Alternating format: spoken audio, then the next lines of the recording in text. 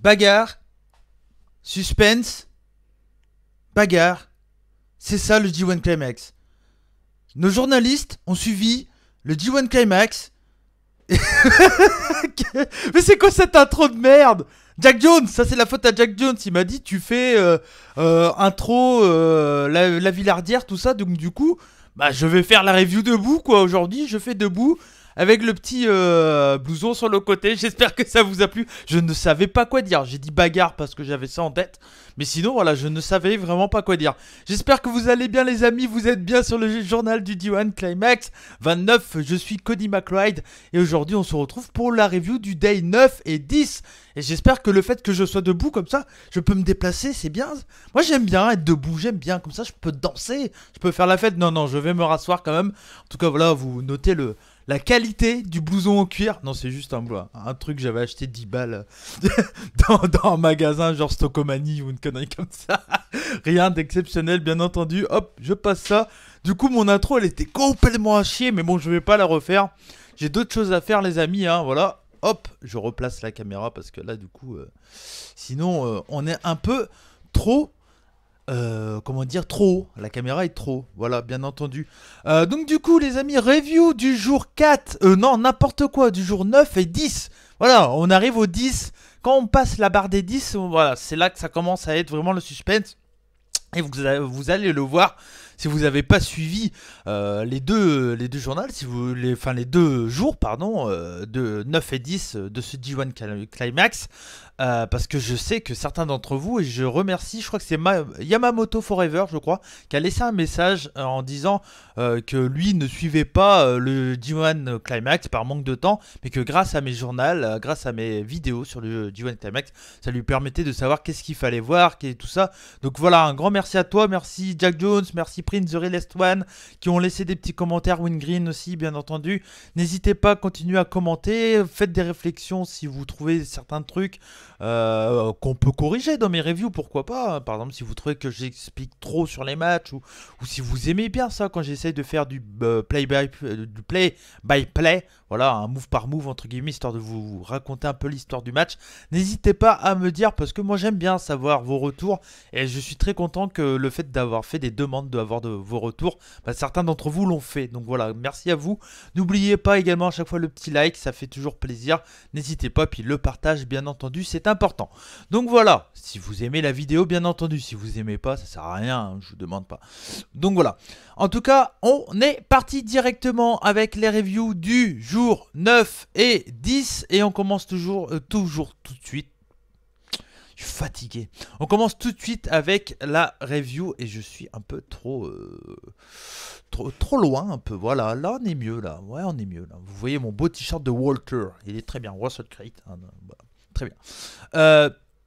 Du coup, ouais, on va commencer avec la journée 9. Et c'était la journée du bloc A. C'était la journée de hier, du coup, de samedi. Avec un gros main event. Hein, c'était Kenta contre Okada. Donc ce n'est pas rien. Mais on commence avec le premier match. C'était Kota Ibushi qui avait 4 points. Et Lance Archer qui avait également 4 points. Donc voilà, c'est une affiche que j'attendais pas mal. Parce que, clairement, Lance Archer fait... Pour moi, l'un des climax le plus inattendu, on va dire. Je m'attendais... Enfin, quand j'ai connu Lance Archer, il y a plein de gens qui m'ont dit « Si, c'est un bon big guy, il fait des bons moves et tout. » Et moi, clairement, je l'ai vu avec Killer Elite Squad, je le trouvais pas ouf. Il était mieux que Davey Boy Smith à mon goût, mais je le trouvais vraiment pas ouf. Donc, quand j'ai vu qu'il y avait son annonce dans le G1 Climax, je m'attendais à un truc...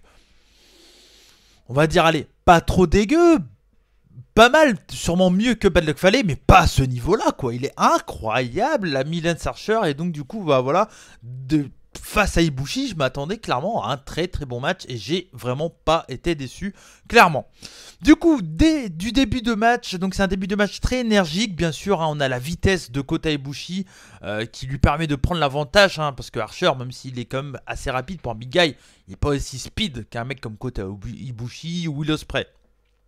Mais bien sûr, voilà, la force de Archer et l'intelligence, entre guillemets, parce que c'est un heal pas trop con, hein, l'ami Lance Archer, envoie du coup Kota Ibushi dans la barrière pour faire la hit hein, habituelle, voilà, de domination à la Suzuki Gun pour Lance Archer. Les retours, dès qu'il y a des retours de Ibushi, parce que la hit, bien sûr, c'est pas juste une hit plate où Lance Archer domine. Hein. Il y a deux temps, on va dire, tous les 1 minute, il y a des petits retours de Ibushi, histoire que ça soit assez énergique, ça j'aime beaucoup. C'est vraiment le même style de construction que les matchs contre Will Ospreay pour Lance Archer. Il a trouvé son style de construction de match contre les plus petits gabarits qui est vraiment très très cool. Bah, on va dire pratiquement contre tout le monde. Et ça, c'est vraiment très très bien. Il y a Ibushi qui se botche un peu sur son moonsault, mais il le fait quand même. Et alors, pour ceux qui voient pas de quoi je veux parler, c'est le moonsault, il prend juste appui sur la deuxième. Par exemple, il y a Lance Archer était dans le coin, allongé sur le ring. Et Ibushi va pour monter dans le coin et souvent il fait appui sur la deuxième corde et il part direct au moonsault. Là il saute sur la deuxième corde, il glisse mais il saute quand même et il tombe mais limite. Hein. C'était vraiment limite de la part de Kota Ibushi, il le fait quand même, c'est vraiment un ouf ce mec. Il est incroyable quand même Kota Ibushi. Parce que clairement, un mec qui glisse comme ça, il saute pas quoi. Lui il a dit bon allez bah les steaks je le fais quand même. Et il l'a fait et puis bah au final il a plutôt bien réussi. Donc c'était vraiment quand même pas mal du tout. Clairement, j'étais en train de voir, je me dis putain, j'enregistre pas, j'ai tout fait ça pour rien. Non, c'est bon. Il y a un gros powerbomb de Ibushi sur Archer. Putain, la force de Ibushi, ça on le savait, mais c'est quand même assez impressionnant de voir un mec de 1m95, de 2 mètres se faire porter comme ça. Là, c'est vraiment assez exceptionnel. Il y a un springboard swanton de Archer, mais j'ai été assez impressionné. Il est sur l'apron, côté extérieur du ring. Là, il passe la jambe sur la deuxième corde vers le ring. Il passe la jambe, springboard, swanton. Et le mec, il fait pratiquement 2 mètres et... Allez, je dirais 120-125 kilos, quoi. C'est une masse de ouf. C'est vraiment un catch... Pour son poids taille, c'est un catcheur de... c'est ouf ce qu'il fait, je trouve, Lance Archer. C'est vraiment un super catcheur. Il m'impressionne vraiment. Il y a peut-être certains d'entre vous qui n'avaient pas de doute sur lui. Moi, carrément, je fais putain, mais quel catcheur, quoi. Il est vraiment impressionnant, je trouve. Et je bave, je m'en excuse. Ça arrive de baver de temps en temps, hein. Voilà, c'est comme ça. Voilà. Il y a un gros choc slam également de Lance Archer, une near fall de la part de Kota Ibushi. Après, il y a Lance Archer qui essaye la EBD Claw, donc la Everybody Dies Claw. Donc voilà, hein, c'est sa prise comme ça où il écrase le cerveau de son adversaire. Mais Ibushi, voilà, était dans les cordes, donc du coup, l'arbitre lui dit d'arrêter la prise. Ibushi va pour faire son Kamagoye, mais Archer lui emporte un. Ça, j'ai trouvé ça très très bien. Il est en position de Kamagoye, Kota Ibushi. Et là, Lance Archer lui fait un Kamagoye, near fall. Il y a un moonsault de Archer, esquivé. Mais Archer, il m'impressionne. Il faut lui donner un titre. Il est chaud. Et en plus, le public l'adore, quoi. Enfin, l'adore entre guillemets, mais il le cheers, le public japonais. Donc, c'est vraiment très très cool. Il y a un Boumaye, near fall de Lance Archer. Donc voilà, donc il se dégage de la prise de Shinsuke Nakamura. Bon, il a jamais gagné avec le Boumaye, hein, Kota Ibushi, mais bon, ça reste quand même une grosse prise. Il y a ensuite, après le Boumaye, généralement, il fait le Kamagoye et puis c'est la fin du match. Kota Ibushi, la Kamagoye, mais Archer résiste. Il se prend le Kamagoye et là Archer il fait non. Genre il nous fait une Hulk Hogan. Et très très bien. Là il y a un deuxième Kamagoye et là victoire. Un super match. Un match à voir, clairement. Vraiment, ne passez pas à côté. C'est vraiment un très très bon match. Ibushi qui se retrouve avec 6 points. Et Archer avec 4 points. Donc voilà, très très cool pour se mettre dans cette journée 9. C'était vraiment un très très bon match. Je vous le conseille, ne passez pas à côté, clairement. On enchaîne avec Will Ospreay qui avait 4 points et Bad Luck Fale qui avait 2 points. Alors c'était un peu le même style de match, on va dire, entre un gabarit beaucoup plus costaud que l'autre, hein, voilà. Hein. Mais on avait déjà eu un Will Ospreay et Bad Luck Fale lors de la New Japan Cup qui était vraiment plutôt cool. Et là, voilà... Alors j'aime beaucoup moins Bad Luck Fale que Lance Archer, donc j'ai été beaucoup moins hypé par ce match de base. Et même mon avis définitif sur ce combat était quand même qu'il était moins bien que le match que Will Ospreay a eu contre Lance Archer. Mais ça reste quand même pas trop mal, ça reste du Bullet Club habituel avec des interventions de Jado, de Chase Owens, tout ça. Il y a de l'overbooking, mais c'est plutôt de l'overbooking plutôt cool, plutôt bien fait. J'aime beaucoup.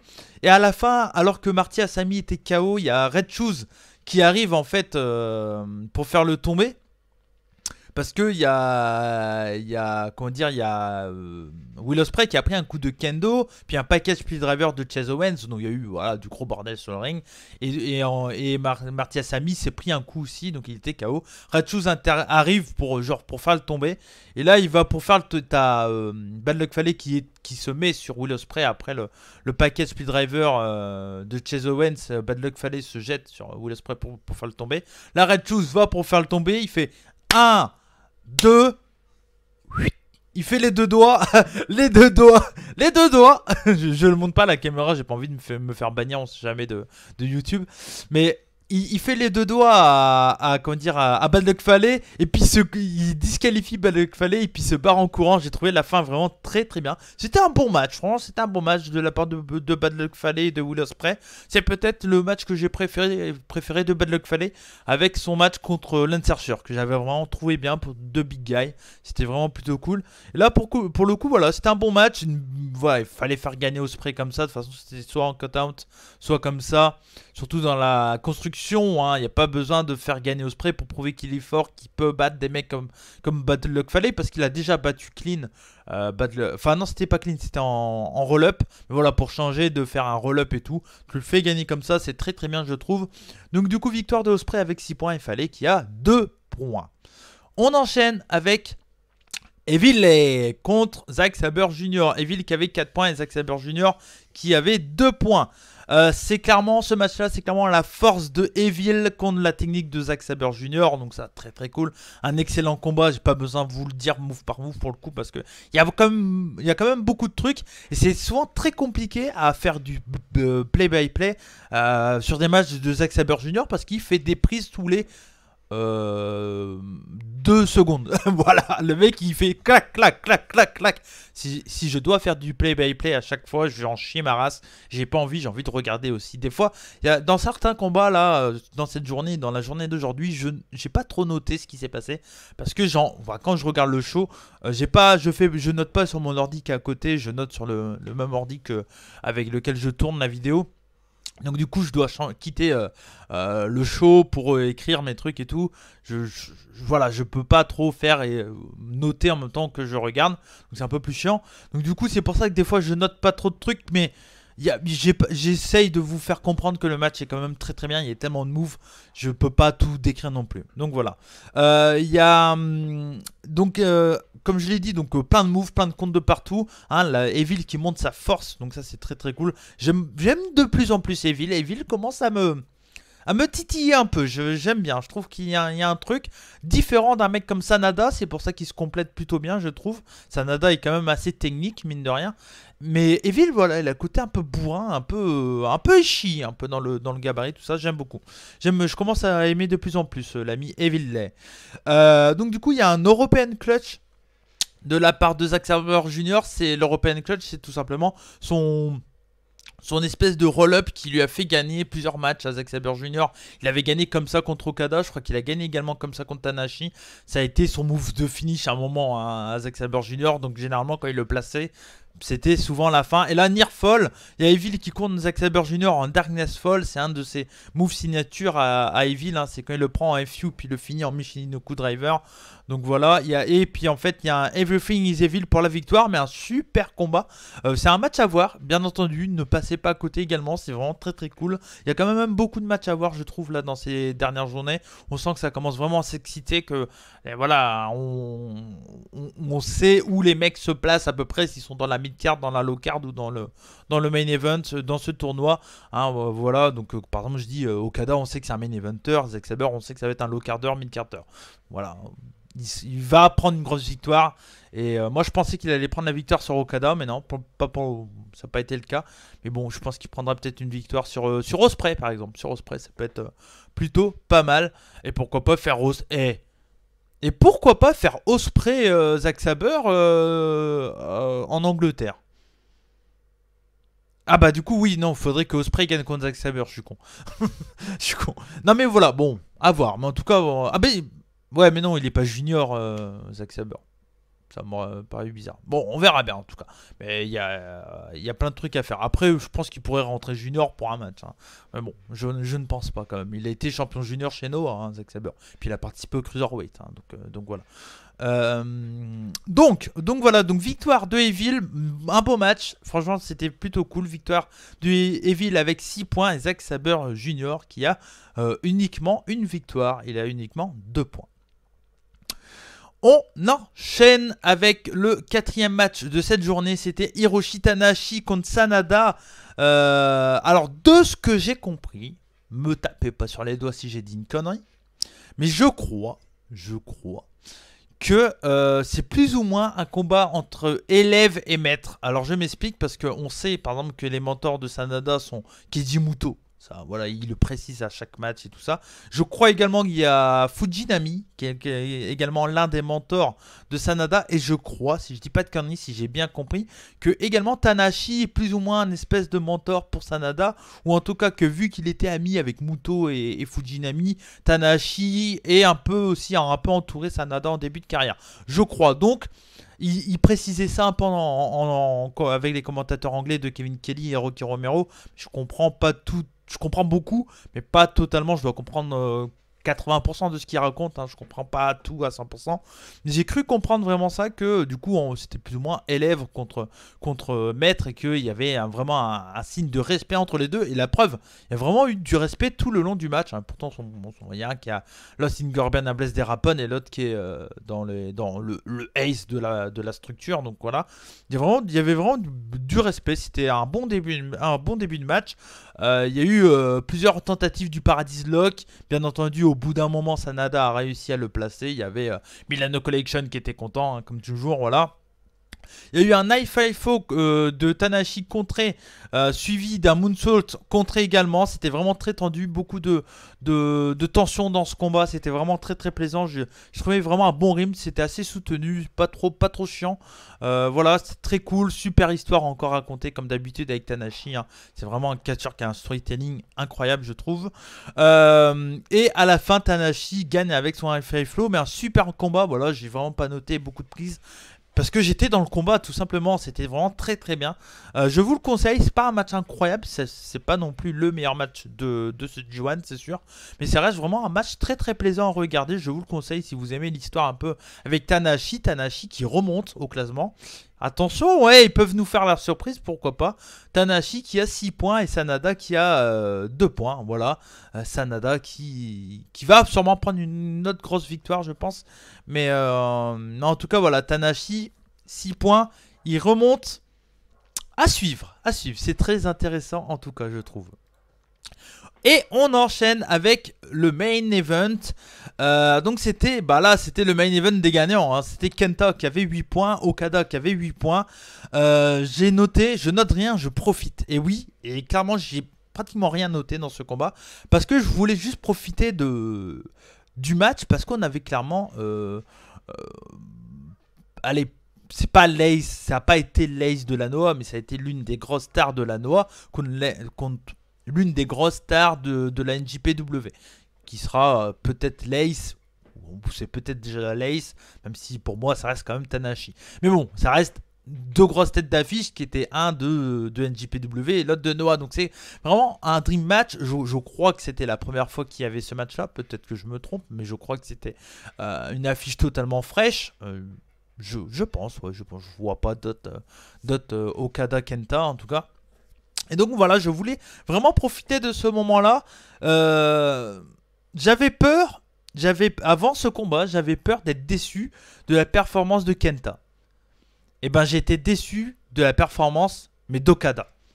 Et pas de Kenta. Kenta, je trouve qu'il a fait vraiment un bon match. Vraiment un bon match. Il a été très stiff, très méthodique. comme dans son habitude depuis le début de ce G1, voilà, c'est lent, pas aimé, parce qu'il est heal, voilà, clairement il est heal, hein, ça s'est affiché, il n'y a pas besoin de se raconter des histoires, il est heal, et il a pris son... Il nous a fait du Kenta du début de tournoi, moi j'aime beaucoup, je trouve qu'il est vraiment très très bien, très stiff, hein, il y va vraiment comme un gros bois. Okada était très bien, jusqu'à un moment, il y a eu une grosse baffe de la part de Kenta sur Okada. Et à partir de là, Okada était plus du tout dans le match. Plus du tout. Je pense qu'il a été à moitié KO après cette claque-là. Il lui met une gifle aussi, là. Ça m'a fait penser à Shibata Okada en 2017, qui était incroyable. À Sakura Genesis, je crois. Super match, un de mes matchs préférés chez NJPW. C'était un peu le même style de combat. Et il y a eu cette baffe et Okada derrière était plus dedans. Je pense qu'il était KO, clairement. Voilà. Il y a Okada qui fait son spinning P-Driver, mais botché totalement. La tête, elle est à ça du sol. Alors je veux bien, il faut pas que la tête touche le sol avant les genoux. Mais il faut que ça touche un minimum, sinon c'est pas crédible. Là, la tête, elle était à ça, voilà. Et on sent qu'il est plus... On sent qu'il est pas dedans là, Okada, sur la fin de combat. Donc déçu, vraiment déçu. Et j'ai trouvé vraiment la fin trop rapide. Il n'y a pas une near fall. Alors peut-être qu'on est habitué au near fall abondant. Peut-être qu'il y a trop de near fall chez NJPW. Et du coup, quand quelqu'un gagne hyper clean, comme ça a été le cas avec Okada, ça nous choque. C'était peut-être aussi ça le but. C'était de prouver que Okada est hyper costaud. C'est quand même le champion LWGP, c'est pas n'importe qui. Donc je peux comprendre qu'on le fasse gagner hyper clean, mais...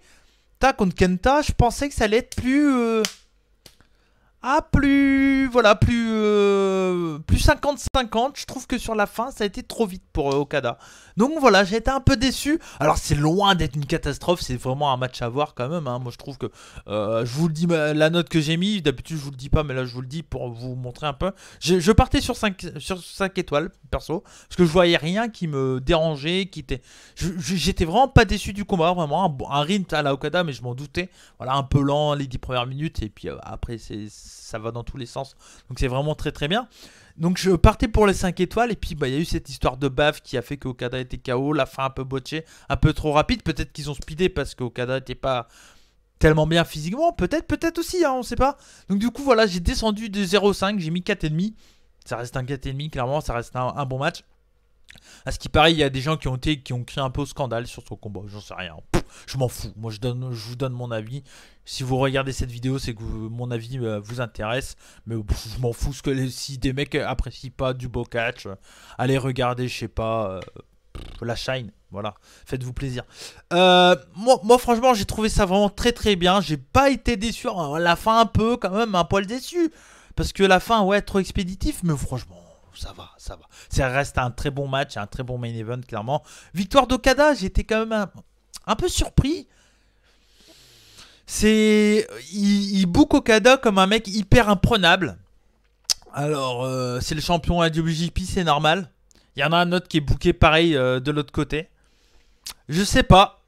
On a peut-être notre finale. Je ne sais pas. Je vois pas trop qui pourrait battre Okada. Je sais... Bon, si j'ai une idée quand même. Ibushi pourrait battre Okada, bien entendu. Mais je sais pas. C'est très intéressant ce qu'ils font avec le booking d'Okada, de Kenta. C'est vraiment très très cool. À la fin du combat, on a eu une poignée de main entre Kenta et Okada. Donc voilà, pour montrer que Kenta, voilà, il a dit bon ok, t'as gagné, mais la prochaine fois je t'aurai. Et il lui a dit un truc du style bon. Ok, t'as gagné contre moi, mais si tu gagnes le G1 Climax, choisis-moi pour te battre à Wrestle Kingdom. C'était un peu ça le message que j'ai l'impression que Kenta lui a dit. Et c'était vraiment plutôt cool. Vraiment un bon match, quand même un très bon match. Attention, les mecs sont costauds, ils savent ce qu'ils font, hein. Mais voilà, un poil déçu si on chipote un peu, un poil déçu de la fin. Qui manque un peu de crédibilité, surtout dans le P-Driver là. Bon, en fait, on est tellement pas habitué à voir Okada botter un peu ou être un peu absent en fin de combat et tout. On est tellement habitué qu'il soit 100% propre à fond que dès qu'il botte un peu, ça nous choque plus. C'est sûr que quand on voit Jinder Mahal botcher, on est plus choqué, tu vois. On est habitué, donc c'est pas gênant entre guillemets. Mais quand Okada botch, ça gêne un peu. Donc voilà. Je viens de voir que j'ai un gros faux jour. Je vais mettre le le rideau, voilà. Comme ça, j'aurai un peu moins de tête de faux jour sur ma caméra. Donc voilà, donc ça reste quand même un bon match. Pas du tout besoin de crier au scandale, carrément. Voilà. Mais bon, un poil déçu. Un poil déçu. On passe à la journée d'aujourd'hui. C'était la journée 10, les amis. Et je vais juste boire un coup et fumer un petit peu. Un coup de vapote, un petit coup de café, voilà. C'est que ça m'a fatigué à faire cette intro de merde. Jack Jones, si t'as d'autres idées, vas-y, mais évite que je dois me lever parce que c'est chiant. Après, je dois tout bouger et tout. Après, je suis fatigué, moi. Si vous avez des intros, n'hésitez pas à me le dire. Hein. Voilà, j'essaierai de vous faire plaisir dans ce journal du D1 Climax. Voilà, j'essaye des intros. Peut-être que je ferai ça à chaque journal d'un rebut. Après, on sait pas, voilà. On sait pas.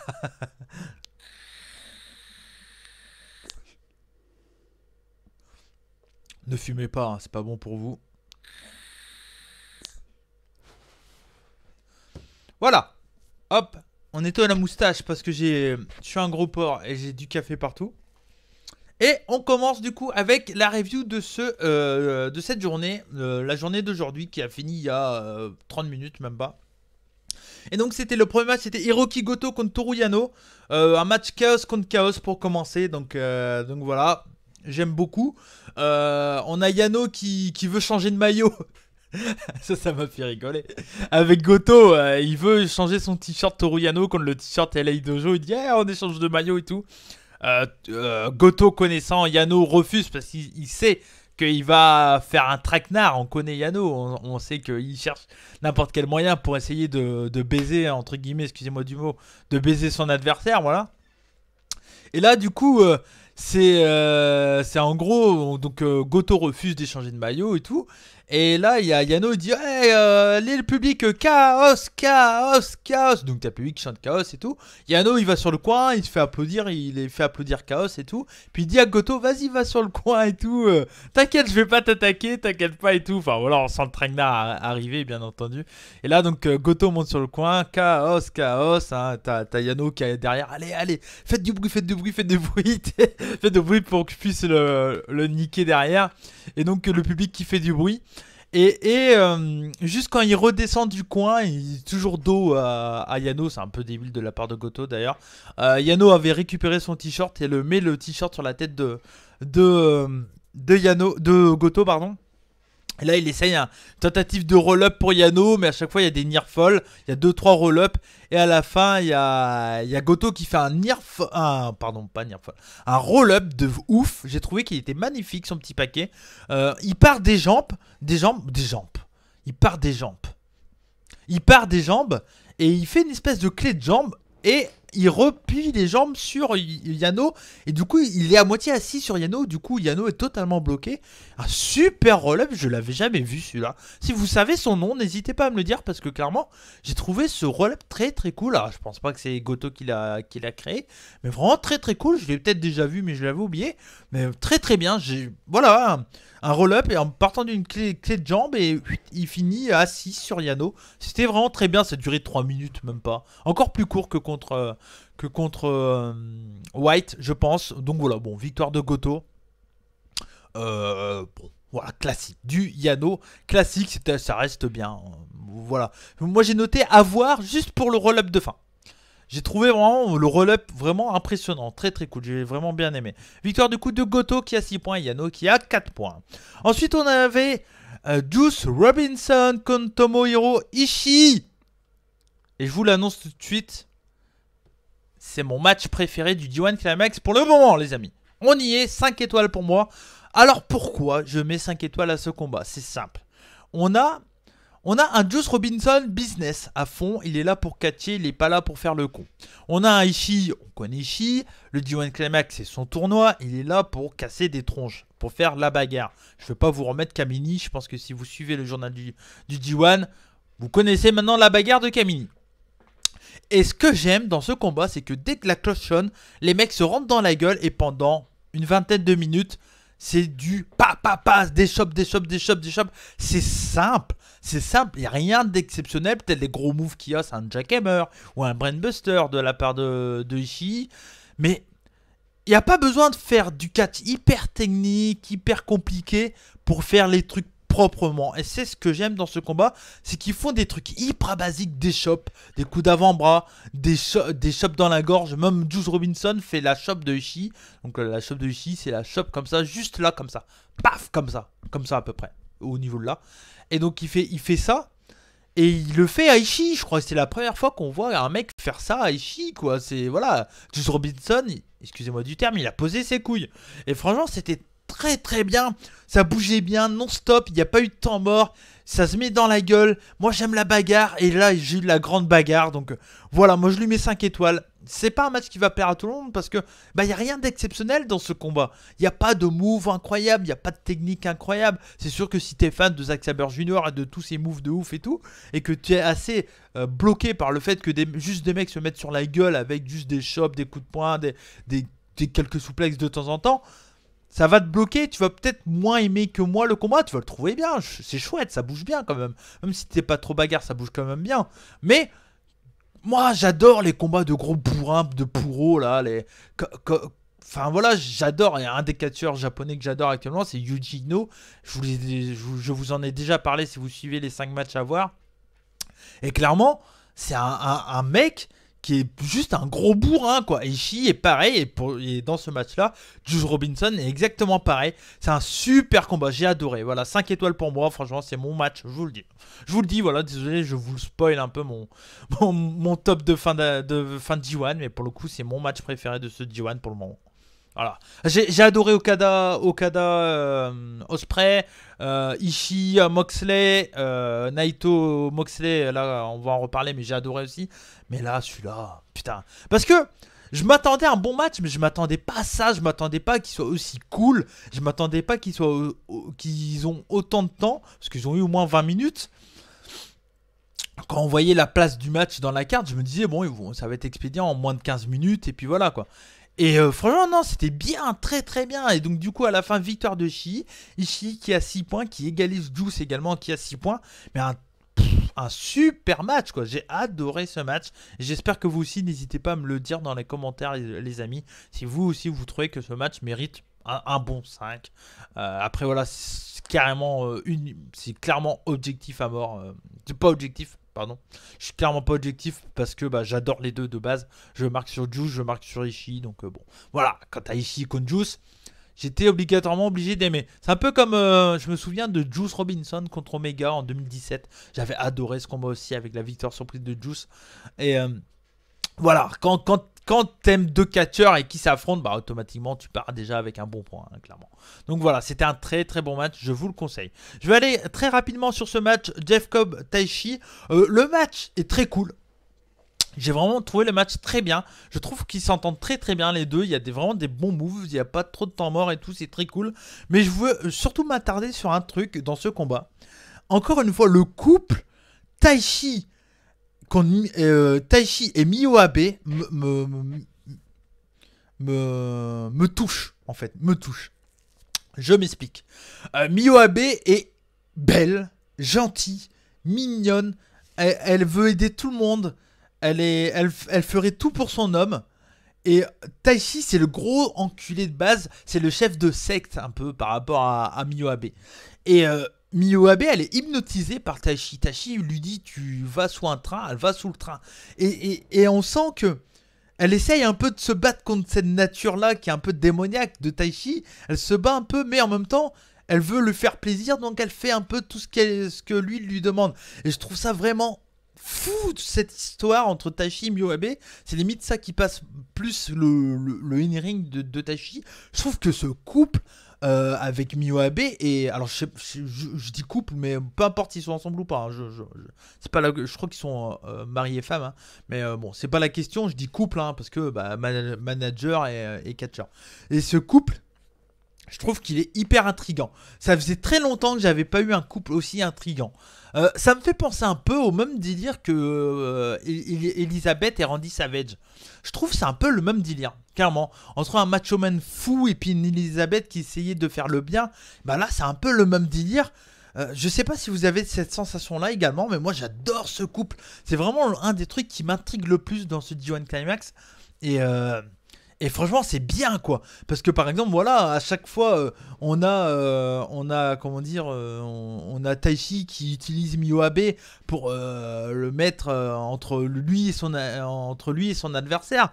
Et à chaque fois, Miyoabe, elle se retrouve là, et puis elle est là, elle pleure.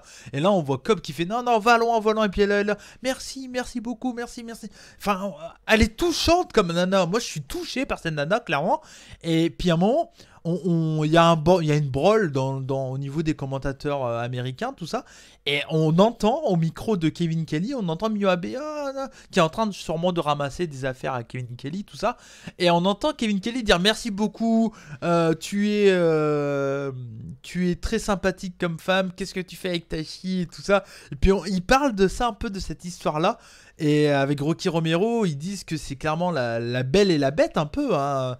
La belle et le truand un peu plus, hein. Taichi et Miyoabe, c'est vraiment un couple hyper intéressant. J'adore ce couple, j'adore Taichi tout seul, mais Taichi tout seul serait clairement moins intéressant, je pense.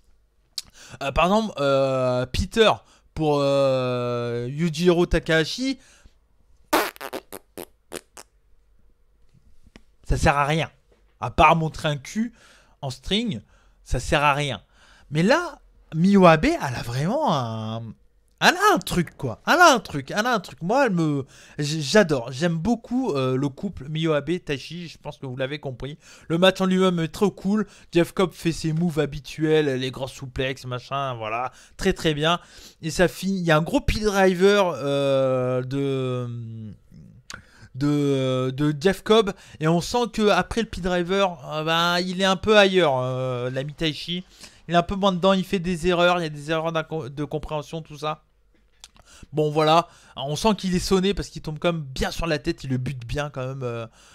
Jeff Cobb avec ce P-Driver, puis à la fin il y a le Tour of the Island pour la victoire de Jeff Cobb. Du coup, Jeff Cobb qui se retrouve avec 4 points et Taichi 4 points. Mais ce couple Miyoabe-Taichi, dites-moi dans les commentaires si vous voulez comment vous trouvez ce couple là, parce que moi personnellement je l'adore. J'aime beaucoup ce qu'ils font avec ce couple là, vraiment très très bien. On avait ensuite Shingo Takagi contre Jay White, une affiche encore très fraîche.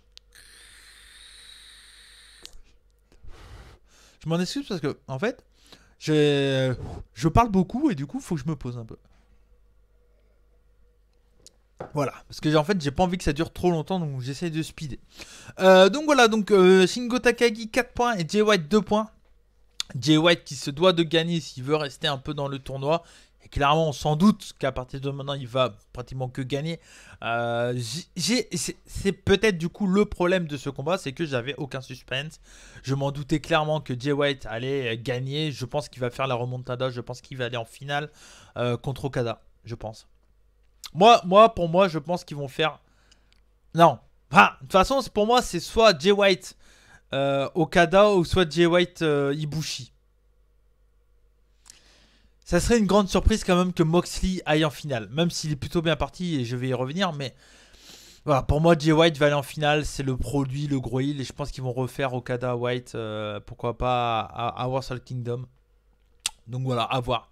À voir. Je sais pas. Il y a plein de trucs dans ce D1. J'aime beaucoup. Moi, j'aime beaucoup ce D1 Climax. Je trouve qu'il est très très bien. J'ai vu quelques personnes qui disent qu'il est vraiment pas top ce D1 et tout. Moi, je suis pas du tout de cet avis-là. Je trouve qu'il y a plein d'histoires. Si tu cherches un peu tous les trucs et tout, c'est très intéressant. Il y a plein de. Ils partent d'un point et puis ils te sortent plein de possibilités et tout. C'est vraiment très très cool. C'est le feuilleton de l'été, hein, le G1 Climax, clairement. Mais bon, voilà, tous ces sortes de tournois au Japon sont tout le temps comme ça, donc c'est très très cool. Bon, je vais aller rapidement sur ce match. Comme d'hab, Jay White prend son temps, voilà. Comme d'habitude, Gedo intervient pour attaquer l'adversaire de Jay White, voilà, comme d'habitude. Comme d'habitude, Red Shoes refuse de faire le tomber dès qu'il voit que White triche. À chaque fois, dès que White après il fait le tomber, Red Shoes fait... Non, moi je compte pas et tout. J'adore Red Shoes. Meilleur arbitre actuel, je pense, avec peut-être Bryce Remsberg. Et puis, j'aime beaucoup Rick Knox. Aussi, il me fait beaucoup rire du côté de Charlie Elite Wrestling. Puis bon, avec quand même Charles Robinson, qui reste un des grands classiques pour moi. Puis Drake Wuertz, bien entendu. Je pense que je vais faire un journal d'un rebut sur l'arbitrage dans le catch. N'hésitez pas à me dire si ça vous intéresse. Je pense que c'est un domaine qui est qui a jamais été fait d'ailleurs. Et je pense que c'est important de parler des arbitres, des bons arbitres. Dans le catch. Parce que voilà, c'est quelque chose que je connais un peu. Vous le savez sûrement. Parce que j'ai arbitré un peu en France. Et donc du coup, voilà, je pense que c'est un truc assez intéressant. Hein. Pourquoi pas faire? J'ai un autre projet de vidéo. Mais ce projet-là, ouais, de faire une vidéo, un peu un journal d'un rebut sur l'arbitrage dans le catch, ça pourrait, je pense, être assez intéressant. Du coup, voilà, donc match hyper classique du Jay White dans le take, c'est très très cool. Je vais pas m'attarder là-dessus. À la fin du match, Jay White l'emporte, mais voilà, très très très bien. Un bon match, un très bon match. Je trouve que Takagi fait vraiment le taf. J'ai clairement aucun doute pour son futur chez NJPW. C'est un match à voir, bien entendu. Donc voilà, je vous le conseille clairement. C'est vraiment un bon match. Voilà, de l'intervention de Gedo. Ah oui, à un moment, il y a une intervention de Gedo. Et Shingo, mais une pêche à Gedo, mais magnifique. Pouf! Une Mohamed Ali, quoi. Paf! Gedo, il est tombé tout raide. C'était vraiment très très bien. Non, bon, voilà, un très bon match. Mais je vais enchaîner pour arriver au main event. C'était Tetsuya Naito contre Jon Moxley. Naito qui avait 4 points, Jon Moxley qui a 8 points. Et quand j'ai commencé ce combat-là, je me dis, bon, bah, c'est champion US contre champion intercontinental, c'est pas rien. Et je me disais, bon, pour moi, il y a peu de doute que Moxley gagne parce que, bon, voilà, il faut que Naito remonte et tout ça. Mais, j'étais surpris parce que bah, Moxley gagne. Et là, franchement, c'est peut-être ma première grosse surprise avec la défaite de Jay White sur Toru Yano également dans ce G1 Climax. Je m'attendais clairement à une victoire de Naito dans ce combat. Et non, ils ont donné la victoire à Moxley. Après réflexion, c'est pas con parce que du coup, Naito et Jay White se retrouvent avec le même nombre de défaites et de victoires. Donc on reste dans la logique que le dernier match entre Jay White et Naito sera important. On peut continuer comme ça. Je crois, si je dis pas de conneries, que le prochain combat c'est Yano Moxley. Attention, voilà. Mais voilà, franchement, c'est un très bon match, une bonne brawl. Si vous aimez ce que Moxley fait chez NJPW, si vous aimez Naito, vous allez surkiffer, bien entendu. J'ai pas grand chose à dire parce que, comme je vous l'ai dit tout à l'heure, comme j'étais à fond dans le combat, j'ai pas noté grand chose. Donc voilà, pas de play-by-play dans ce combat parce que du coup, j'étais occupé à le regarder. Mais j'ai bien aimé le fait que les deux se cherchent en début de combat. Hein. Naito prend beaucoup son temps, Moxley se fout de sa gueule, prend la pose de 30 kilos de Naito, tout ça. Voilà, c'est Naito qui joue sur le mental de Moxley. On sent un Moxley très énervé en début de combat. Puis après, ça part en brawl. C'est très très cool. Et voilà, franchement, c'est très bien. J'ai vraiment pratiquement rien noté dans ce combat. C'est là que je me rends compte. À un moment, il y a un Frankensteiner de Naito qui est botché. Clairement, parce qu'il plante Moxley sur la tête et il se plante lui-même sur la tête. Donc voilà, très botché, mais bon, ça passe, limite. Mais il me fait peur quand même, les bums sur la tête, là, Naito. Et puis il a un selling costaud quand même, Naito. Et niveau selling, c'est vraiment très très costaud. En fin de match, on a le Naito qui... Le Naito. On a Naito qui fait son Running Destino. Je suis sûr qu'il écoute pas, qu'il regarde pas cette vidéo, mais voilà, n'hésitez pas à lui dire si vous voulez faire passer le message. Je remercie Norbert Feuillant qui a dit lors de son dernier FR Live Show qu'en gros, quand Naito fait son Destino, Running Destino, c'est le move que je disais lors de la dernière vidéo que je trouvais que Naito devrait avoir. Ça serait un move avant le Destino qui pourrait faire croire qui peut gagner quand même avec ce move là parce que dès qu'il fait le premier Destino à chaque fois il gagne jamais en fait.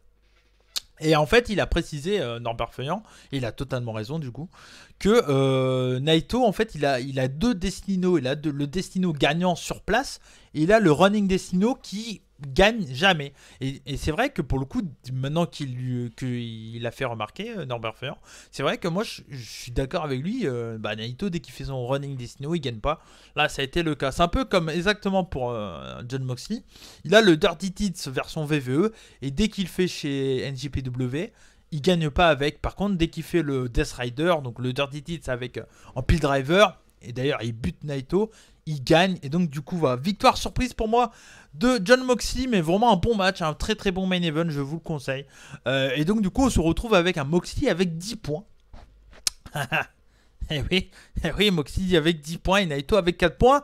Mais Naito qui se retrouve avec le même nombre de points que Jay White, donc ça me paraît assez logique la construction. J'ai pas pris les classements, la photo des classements, j'ai oublié comme un con. Mais on a en gros Okada premier dans le bloc A, avec Kenta qui suit derrière. On a avec 8 points, on a donc Okada avec 10 points. On a derrière, je crois qu'on a Tanahashi, Ibushi, je crois qu'il a également 6 points. Je crois que Ospreay il a 4 points, donc quelque chose comme ça. Et je crois qu'il y a Evil également qui a 6 points ou 4 points. Sanada aussi. Enfin voilà, c'est assez équilibré. Dans le bloc A, je sais qu'on a Archer également 4 points. Et dans le bloc B, on a Moxley tout seul en tête. Et derrière, je crois qu'on a Juice 6 points, Ishii 6 points, White 4 points et Naito 4 points. Donc voilà, ça reste encore jouable pour Naito, pour White, hein, ils n'ont pas perdu le G1. Pensez clairement pas, si c'est votre premier G1, que c'est gagné pour Moxley. Non, on sait qu'il peut avoir des surprises. Moxley, il a encore du Jay White à affronter, il a Yano. Moi, le match contre Yano me fait énormément peur, parce que je pense qu'il va se faire baiser Moxley, clairement. Il lui reste Goto également, pas prendre à la légère non plus, faut pas oublier. Et Juice. Bah, Juice, je pense qu'il va perdre contre Juice. Je pense qu'on va se retrouver avec un Juice contre Moxley pour le titre US pour un match retour, je pense. Enfin, ça me paraît très logique. Mais on verra bien en tout cas. En tout cas, voilà, c'est très très cool. Je trouve ce G1 Climax vraiment très très bien. Moi, personnellement, j'aime beaucoup. Je fais pas partie des gens qui sont déçus par ce G1 Climax. Parce que je trouve que, franchement, on a du très bon catch pratiquement tous les 2 jours. On a une belle histoire qui est vraiment bien racontée et tout. Donc voilà, faut pas...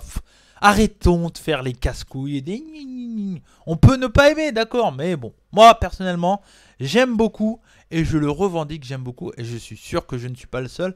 Et c'est sûr que je ne suis pas le seul, bien entendu. Encore heureux qu'il y a des gens qui reconnaissent que le catch est quand même bon. On n'est pas tous hipsters. Donc voilà, mais en tout cas, moi j'aime beaucoup. J'aime le catch hipster, mais j'aime aussi ça. Je trouve que l'histoire est vraiment bien racontée. Tout n'est pas parfait, je le dis dans mes vidéos. Si vous suivez les journaux du G1, vous le savez. Je dis quand ce n'est pas bien. Voilà, hein, je l'ai dit dans Kenta Okada. Mais faisons pas les fines bouches, clairement. On a du très très bon catch, donc voilà. Profitons-en, c'est le feuilleton de l'été. Donc on se retrouve du coup mardi. Je pense que je sortirai la vidéo soit mardi. Ça risque d'être compliqué, je pense que ça sortira mercredi, je pense. Dans la journée pour la review de lundi et mardi. Après on a une autre pause et après ça revient le week-end, je crois. Jeudi, vendredi, je crois ça revient. Je crois qu'on a une pause d'une journée pour début août. Donc voilà, en tout cas merci à vous tous d'avoir suivi ce journal du G1 Climax pour la review de la journée 9 et 10. J'espère que cette intro style Bernard de la Villardière vous a plu. J'ai fait ce que je pouvais. N'hésitez pas à me faire vos demandes d'intro, voilà, peut-être que si elles sont intéressantes, j'essaierai de les faire. En tout cas, merci à vous tous, c'était Cody McLeod pour la chaîne des rebuts du catch, pour le journal du G1 Climax. N'oubliez pas, soyez curieux et banzai. Ciao ciao, à mardi ou mercredi. Allez, mercredi je pense. Banzai, soyez curieux. Ciao.